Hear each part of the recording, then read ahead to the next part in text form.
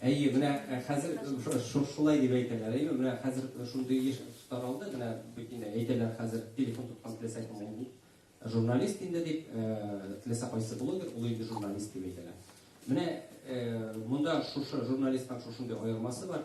Журналист кеше үзенең әйткән сүзен беренчедән баргач нәрсәдер дип әйтә алырга тиеш сүзен. Һәм икенчедән шул сүзен чыгарырга курыкмаска тиеш. Һәм шул сүзен чыгарганнан соң сезгә астан карап утырып, кыйын түгелме төшәтәдер бәлки. Төшүмәлисез булмас. Сезгә астан карап утырып шитем булмай. Әйе. Менә монсы беренче әйбер, менә шушы минем фикеремчә менә мин үзегездәге кешеләргә һәрвакыт әйтәм, кеше батыр булырга тиеш. Батыр булмасагыз, монда эшләргә йөрисегез дә юк. Батыр булмасагыз, кызык та түгел эшләүгә. Шуңа күрә минем теге журналистикадагы төп девиз шундый: куркасың икән эшләмә, эшлисең икән курыкма. Син нәрсәгәдер алынгансың икән курыкмыйча әйтергә тиеш. Бу нәрсә өчен дә кирәк. Менә безне дә һәрвакытта да теге бездә тотарда аеруча инде безне өйрәтәләр, тыйнак бул, аллар әйткән сүзеңне әйтмә дип. Бу бит кирәкле сыйфат билгеле. Дөрестән дә шулай теге тәртипле татар кешесе ул теге тыйнак булып үскән дөрес монсы. Әмма шушы әйберне кеше шушы сыйфатны күчерә тормышта да. Һәм бездә теге кирәк вакытта да кеше үз сүзен әйтергә читенсенә, ярар инде теге тавыш чыкмасын, азгыш чыкмасын, әйбәт булып, дәшми калуы алтын, сүзен көмеш, дәшми калуы алтын дип үз сүзен әйтмичә калдыра.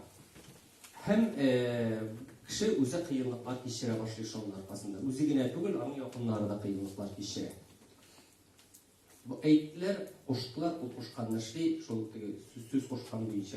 Менә мин сезгә әйтер идем, кирәк вакытта, сез хаклы булганда, сез үзегез беләсез икән, үзегезне хаклы икәнегезне һәм үз сүзегезне әйтергә кирәк дип саныйсыз икән, үз фикерегезне әйтергә курыкмагыз.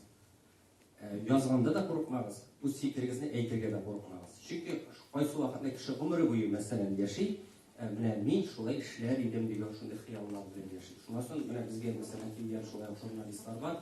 Алар әйтәләр: "Менә мин журналист булмакчы идем. Кешегә инде 30 яшь булган, инде бүтән профессия сайлаган. Нишләп бармадың соң? Ну менә мин ничек киләсең инде газета редакциясенә, анда бит зур кешеләр эшли, мин килергә курыктым" дип әйтәләр. Килегез иде, кеше бит инде сезнең теге берәүнең дә бит әллә ниләре юк, безнең дә юк андый кешеләрнең уйларын укый белә торган хиссиятларыбыз юк, андый мөмкинлегебез. Без белмибез аны. Әгәр дә сез үзегез килеп әйтсәгез, мәсәлән, сез теләшәксез, журналист булырга теләячәксез, һәм сез ниндидер редакциягә килеп әйтсәгез, менә минем сездә эшлисем килә дип, сезгә бөтенләй караш икенче төрле булачак. Бу бүтән өлкәләрдә дә карала. Үз фикерегезне шуңа күрә әйтергә курыкмагыз. Сезгә караячаклар: "Аха, моның башында фикер бар икән бу җегетнең, бу кызның." Журналистикада кызлар, монда да башка кызлар. Сезнең үз фикерегез бар икән, килгәнсез икән, димәк, икенче төрле сезгә караш булачак. Сезне, мәсәлән, киләчәктә сез әгәр дә ниндидер эшкә урнашканда да бу сезгә ярдәм итәчәк. Шуңа күрә менә беренчесе, сез үз фикерегезне әйтергә курыкмагыз. Сезнең сораулар бармы? Монысы буенча.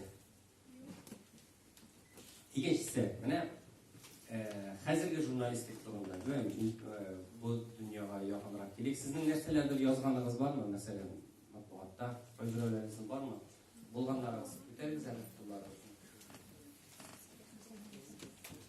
Сезнең язмалар чыкканы бар, әйеме? Ярар. Рәхмәт. Нинди дә булса реакция булдымы соң сезгә язмаларга?